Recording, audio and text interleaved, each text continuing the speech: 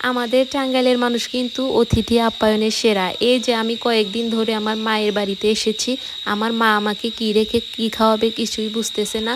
প্রত্যেক দিন আমার জন্য একটা না একটা ভালো মন্দ খাবার রান্না করছে। আজকে আমার মা রান্না করবে বিরিয়ানি, আর আজকে আপনাদেরকে আমার মায়ের হাতের বিরিয়ানি রান্না করা দেখাবো। আমার মা কিন্তু খুবই সাদামাটাভাবে বিরিয়ানি রান্না করে, কিন্তু খেতে মাশাআল্লাহ অনেক মজা হয়, একদম দোকানের মতোই টেস্ট হয়।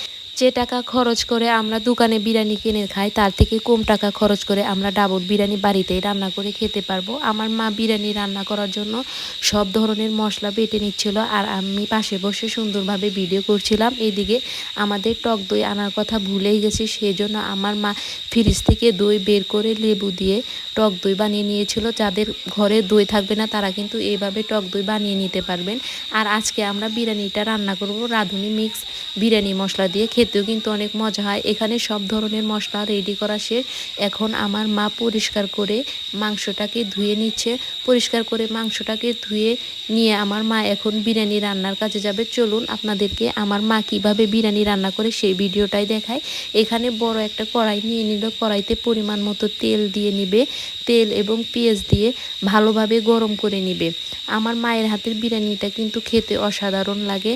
আমার মা এখানে পরিমাণ মতো পেঁয়াজ এবং সব ধরনের মশলা দিয়ে ভালোভাবে কষিয়ে নিবে যে পর্যন্ত কষানো থেকে তেল না উঠে আসে। যখন কষানো মশলা থেকে তেল উঠে আসবে তখন আমার মা এখানে মাংসটা দিয়ে নেবে। মায়ের কাছে সব আবদারি করা যায়, আমি কিন্তু কখনোই আমার মাকে মুখ ফুটে বলি না যে মা আমার এটা খেতে ইচ্ছে করছে। আমার মা এমনিতেই বুঝে যায় যে আমার কখন কি খেতে ইচ্ছে করে। আমার যখন যা খেতে ইচ্ছে করে আমার মা সব খাবারই তৈরি করে দেয়। এখানে কিন্তু আমার মা আস্তে আস্তে সব ধরনের মশলা মিশিয়ে নিল, আর সাথে রাঁধুনি বিরিয়ানি মশলাটাও দিয়ে দিবে। কিছুটা পরিমাণ মশলা এই মাংসের ভিতরে দেবে, আর কিছুটা পরিমাণ মশলা চাউলের জন্য আমার মা রেখে দিল। তারপরে এই মশলাটাকে ভালোভাবে কষিয়ে নেবে। কষানোর পর এখানে এখন পরিমাণ মতো মাংসটা দিয়ে নিবে। এখানে কিন্তু প্রায় 2 কেজি পরিমাণ ব্রয়লার মাংস ছিল। ব্রয়লার মুরগির মাংস দিয়ে বিরিয়ানি রান্না করলে কিন্তু বিরিয়ানিটা খেতে অনেক মজা লাগে। আমি সবথেকে বেশি ব্রয়লার মুরগির মাংস দিয়ে বিরিয়ানি খেতে পছন্দ করি।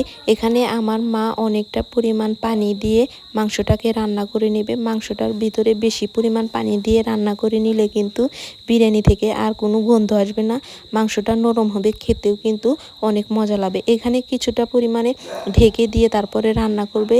এখানে মাংসটা প্রায় রান্না করা শেষ, এটা এখন নামিয়ে রাখবে। নামিয়ে অনেক বড় একটা কড়াই চুলার ভিতরে দেবে, আর পরিমাণ মতো তেল আর পেঁয়াজ দিয়ে নেবে। এখানে বিরিয়ানির চাউলটা কিন্তু বেশি পরিমাণে ভাজলে বিরিয়ানিটা অনেক ঝরঝরা হবে, খেতেও কিন্তু অনেক মজা লাগে। আর আপনারা চেষ্টা করবেন বিরিয়ানিতে তেলের পরিমাণটা একটু বাড়িয়ে দিতে। বেশি পরিমাণ তেল দিলে কিন্তু বিরিয়ানিটা খেতে অনেক ভালো লাগে। এখানে আমার মা একে একে সব ধরনের মশলা এখানে দিয়ে নিচ্ছিল। এলাচ, দারচিনি, পেঁয়াজ, রসুনও একটু দেবে, আর একটু জিরা বাটাও দেবে, তাহলে পোলাওর ভিতর থেকে গ্রানটা অনেক ভালো আসবে। এখানে আমার মা প্রায় 2 কেজি পরিমাণ চাউল দিয়ে নিল। এই চাউলটাকে এখন ভালোভাবে নেড়ে চেড়ে ভেজে নেবে। আমরা কিন্তু বড় একটা কড়াই নিয়েছি যাতে আমাদের বিরিয়ানিটা নাড়াচাড়া করতে কোনো অসুবিধা না হয়।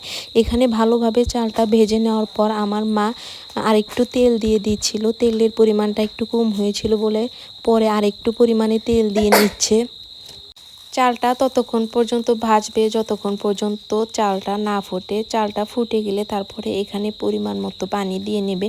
আপনারা চেষ্টা করবেন চালের দ্বিগুণ পানি দেওয়ার, তবেই না বিরিয়ানি ঝরঝরা হবে, খেতেও কিন্তু অনেক ভালো লাগবে। এখানে আমার মা সব কিছুই মেপে মেপে দিয়েছে। লাস্টে গিয়ে কিন্তু বিরিয়ানিটা খেতে মাশাআল্লাহ অনেক ঝরঝরা এবং মজা হয়েছিল। এখানে মাটির চুলায় বিরিয়ানিটা রান্না করছিল বলে আরও খেতে মজা হয়েছিল।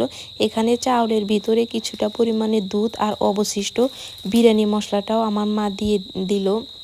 এই তো আমাদের বিরিয়ানি রান্নাটার প্রায় শেষের দিকে। আর একটা মজার কথা বলি আপনাদেরকে, আমার মা যখনই কোনো ভালো মন্দ রান্না করে, যদি কোনো ভিক্ষুক অথবা কোনো লোক আসে তাহলে আমার মা তাদেরকে না খেয়ে একদমই যেতে দেয় না। এখানে আমার মা বিরিয়ানি রান্না করতে করতে একজন বৃদ্ধ লোক এসে পড়ে, আর আমার মা সেখানে তাকে বসিয়ে রাখে, বিরিয়ানি না খেয়ে তাকে যেতেই দেবে না। আসলেই রিজিকের মালিক হচ্ছে মহান আল্লাহ তাআলা। আল্লাহ তাআলা যে কার রিজিক কখন কোথায় রাখে কিছুই বলা যায় না। আপনার রিজিকে যতটুকু বরাদ্দ করে রেখেছে আপনি ঠিক ততটুকুই খেতে পারবেন, তার চেয়ে একটু কম অথবা বেশিও খেতে পারবেন না। এইদিকে কথা বলতে বলতে কিন্তু আমার মায়ের বিরিয়ানি প্রায় শেষের দিকে, আর বিরিয়ানির গন্ধে পুরো বাড়ি একদম মমা করছিল, এতটা ঘ্রাণ বের হয়েছিল। তো বিরিয়ানিটা হওয়ার সাথে সাথে আমরা ঘরে নিয়ে আসি, ঘরে নিয়ে আসার পরে আমার 2 মেয়েকে খেতে দেই, আর এই ছিল সেই বৃদ্ধ লোকটা, তাকেও আমরা খেতে দেই। আর আজকের আমার বিরিয়ানিটা দেখেন মাশাআল্লাহ কতটা ঝরঝরে হয়েছিল, খেতেও কিন্তু অনেক মজা হয়েছিল। আজকে আমার মায়ের এই বিরিয়ানি রান্নাটা আপনাদের কেমন লাগলো অবশ্যই কমেন্ট করে জানাবেন। আল্লাহ হাফেজ, আসসালামু আলাইকুম।